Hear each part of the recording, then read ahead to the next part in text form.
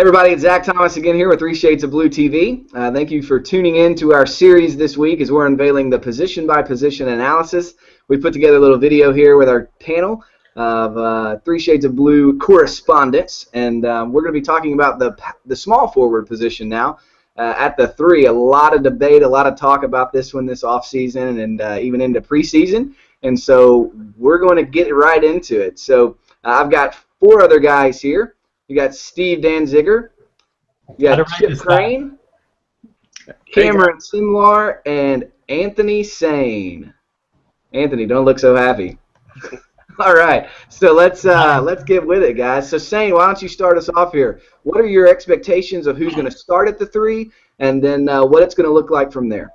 Well, I came to the reality over the last couple of days that I'm pretty much set that I think Tayshaun Prince is still going to start this year. I was joking around on Twitter for a while today and just kind of throwing it out, and people were tearing me to pieces. But I think we need to just go ahead and prepare for it. Honestly, I don't think the answer to small forward is on our roster right now. I don't think there is a true starting small forward that we'll be satisfied with the expectations we have for the season. I don't think Qunicy has shown us much of anything preseason at all. Vince Carter, I don't think he's a full-time starting small forward in the league. I think he's better suited coming off the bench. And we know what we get from Tayshaun or the lack thereof. But like I said, I think just knowing Jaeger's track history, I believe that he's going to probably start out with Tayshaun Prince. Probably in limited minutes, but I think he'll still be starting. Chip, what do you think? Oh, I agree 100% with Anthony. Tayshaun is the one and only person to begin the season as a starter. And fans aren't going to like it, but they're not thinking logically. The battle will be during the season. Quincy Pondexter looks rusty in preseason this year, mainly because he hasn't played since December of last year, and he really hasn't played more than 30 games in 2 years. So we've got a guy who's going to have to work his way back into NBA shape. Can he do it enough to push Prince to the bench is the question. The real issue, though, is not who starts. And I've said this for 5 years now, and I kind of get redundant, but I don't care who starts the game. We could start our last 5 guys on the roster for all I care. It's who ends the game that matters in the NBA. And for the first time since Rudy left, we have a true playmaker to put in at small forward at the end of games, and that's Vince Carter. He can't start. He can't play more than 20 minutes a night. He is almost as old as I am. But he can make plays. He can take people off the dribble. He can get to the free throw line. He can hit the three-point shot. And even at his advanced age, he can put down some Showtime dunks. And that's the guy at the end of the game we want on the court. So who starts? It should be Prince to start the season. Hopefully Quincy can knock him out. But I don't ever want a close game with either of those 2 guys on the court. I want, at the end of the game, Vince Carter.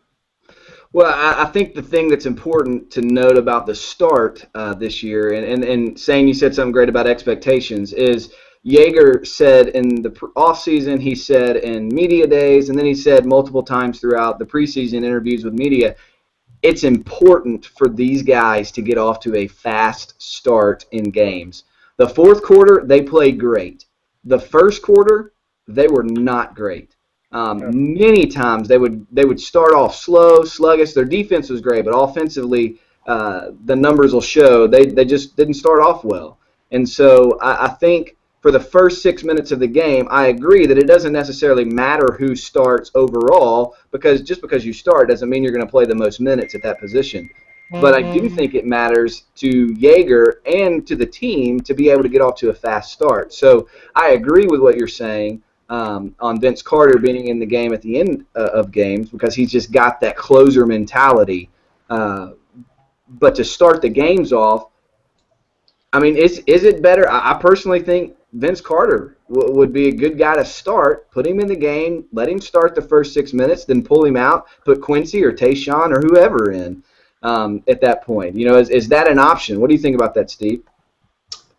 I think that starting Vince Carter is it's not a bad idea. He's probably the best option that we have, but my issue with that, kind of like Chip was saying, is that it makes it more difficult to manage his minutes. If we're saying he can only play about 20 minutes a night, if he's blowing 6, 7 of those in the first quarter, you're really limiting how much you could use him in the game. You end up using him in the third quarter, say, and then in the fourth quarter, you can't rely on him when you need a bucket.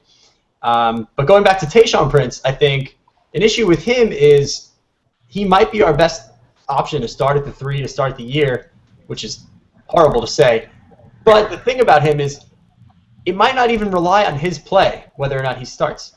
Because Tayshaun's the type of guy that no matter what you do, you can't pair him with half the guys on the roster now. And in order to have him on the floor and not absolutely killing us, he can't be alongside Tony Allen. I probably don't want him alongside Quincy Pondexter. It's going to come down to whether or not Courtney Lee plays well. Because Courtney Lee and Tayshaun were, Zach, as you pointed out a number of times, and I've written articles in the past that show it, Courtney Lee and Tayshaun Prince was the most effective pairing at the 2-3 by pretty much all advanced stats throughout the year.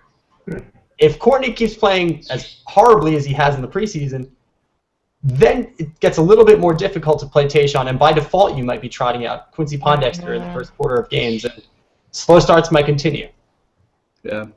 Cam, what do you think about getting Tayshaun, Quincy? Maybe you don't put any of them in the start. I mean, maybe you go with 2 shooting guards. Is that even an option? I mean, if you want to start Courtney Lee and Tony Allen, which, I mean, Tony Allen proved he can defend the 3, but I agree with everybody else. It's probably going to be Tayshaun Prince. Although I'm on the Quincy Pondexter bandwagon because he showed what he can do in the conference finals 2 years ago. And I keep going back to that series and saying, well, if that Quincy can show up, he would be a great starter. And everyone in that series wanted him to start. And now 2 years later, we're talking about him not even being in the starting lineup.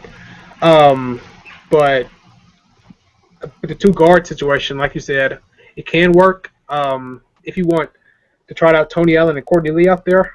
But I agree with everybody else. It's probably going to be Tayshaun Prince. But Sane, what do you think we need? What are we even expecting out of the 3 position? I mean, you got Marc Gasol and Zebo down low, and then you got Mike Conley running things that he's developed in one of the best point guards in the league. But I mean, we didn't have much production at the 3. How much production are we expecting to come from the 3 position?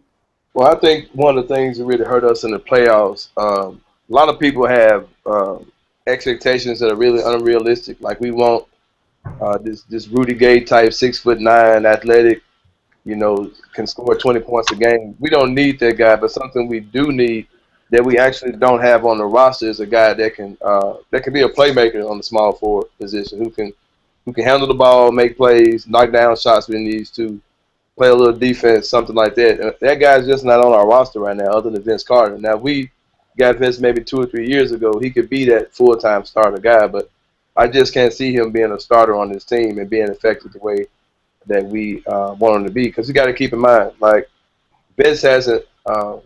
He's missed most of the preseason. He didn't practice a lot during the training camp.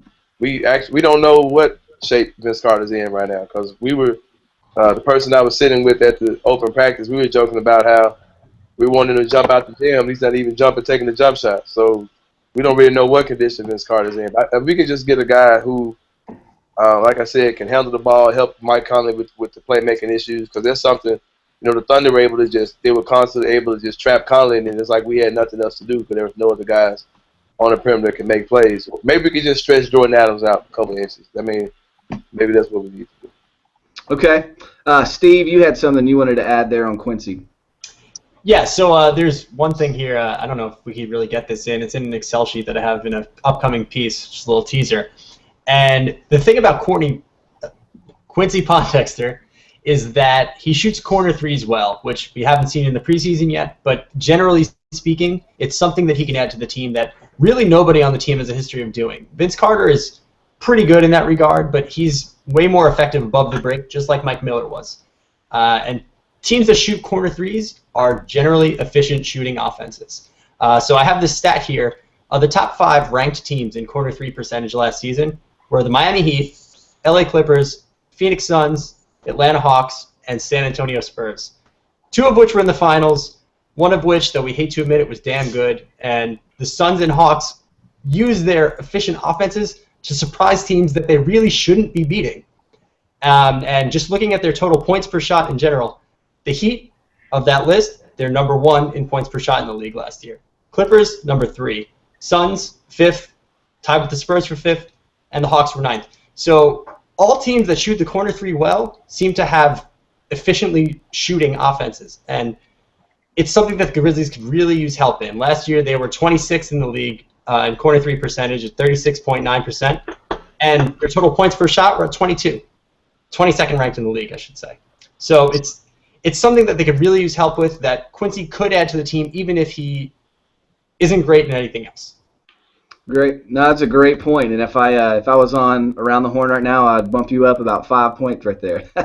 No, that's a great point. I got to make up the difference from the last ones. Yeah. So, Chip, what do you think? Final closing thoughts there on the 3 position. Well, the one saving grace we have this year, which we didn't have last year, is Prince is not sick right now. If y'all remember last year, Prince lost 15, 20 pounds during training camp heading into the season and still started on day 1. Possibly in hindsight that was a mistake, but it's too late to change it. This year he's healthier. I've noticed him looking a little quicker on the court. I've seen him making better defensive plays. He still can't shoot the corner 3. He's not a spot-up shooter, which is what a lot of, what Steve was just talking about. We need that position. But what Prince could do this year is be better than he was last year, and we don't need a lot from this position. Yeah, I would agree with that. I think those are all great points. Tayshaun Prince of last year, I think that was probably, even he would admit, by his standards, a really, really, really bad year. At one point, I think he was the second to last, regular rotation player in the entire league, next to Kendrick Perkins. So, that's good company. Quite a place to be, starting on a team that most people picked would return in the Western Conference Finals. So, with Tayshaun, if he's healthy this year and he can go back to where he was a few years ago, even in Detroit, where he's putting in solid, PERs of around 12, 13, throughout the season, I think that's going to be a major difference, because the guy was an 8 last year. And I know those aren't necessarily perfect statistics, but they're evaluation methods. And for us as fans and for us as people in the media, per se, that we look at those and we go, hey, that's a guy that needs to up his production. He's in a contract year too. I know I've said this before, and Sane got on me for this a few weeks ago, but I asked Tayshaun at Media Day. He's in a contract year too. We can't forget that. After this year, his contract's up. I don't think that he's necessarily going to look for another $7 million payday per year, but a Vince Carter, a $1.5, $2 million per year, I think there might be a team that goes, you know what, he's valuable, and that all depends on how he plays this year. So I think we're in a good spot if we want to believe that Tayshaun, or if we have to rely on Tayshaun for anything. I think he's going to prove us that hey, he's still healthy. And he's still able to put together some consistent minutes of play. This isn't the NBA, and he's not necessarily dog pile, or dog food to just throw out on the pile. But we'll see how that works down. So I think the depth chart starting off the beginning of the season, we'll see Tayshaun Prince, and then Quincy Pondexter, and then Vince Carter mixed in there as well. So I think equally, all 3 of those guys are going to contribute equal amounts to our team this year, and I look forward to seeing what happens. So thanks for tuning in to 3 Shades of Blue TV and our small forward position analysis, and we look forward to seeing you on our shooting guard and our point guard coming up.